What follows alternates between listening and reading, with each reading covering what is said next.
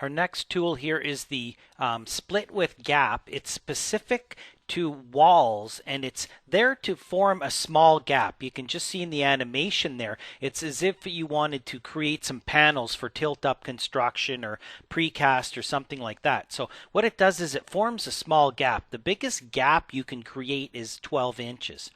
So if we go in here on our wall, we can do this in an elevation or a 3D view. We click on here. The largest you can have is, a foot. If you try to put in, 2 feet here, it's going to say between a 16th and 1 foot. So the idea is to actually go in here, and I'm going to put a 1-inch gap. And then you notice when you go near the center lines, it does that. So what it does then is, and you can see the numbers and you can type in a number. Oh, you actually can't type in a number, but you can go in, you could have predetermined reference planes and escape.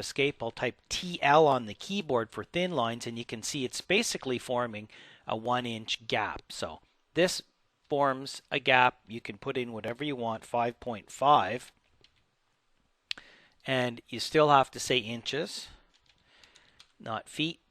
And then you pick on here and it does a gap of 5.5. You could do that as well in an elevation. Let's go to our south elevation again. And inside of here, there's our wall down below. And we go in here and we say with gap, and we can go horizontally as well. Okay, with our wall, and you can hover over there. When you do your different splitting, you can also pick at intersections of objects. So if you have other walls in here and you say create similar, and you have some walls in here, when you do any one of your split tools, you can hover in here and you can also hit your tab key to cycle between different points. You don't know if it's busy, which one are you trying to split here? You don't want this one. You tab, that's the one you want to split. Okay, and sometimes doing that, it'll actually help them clean up inside of there.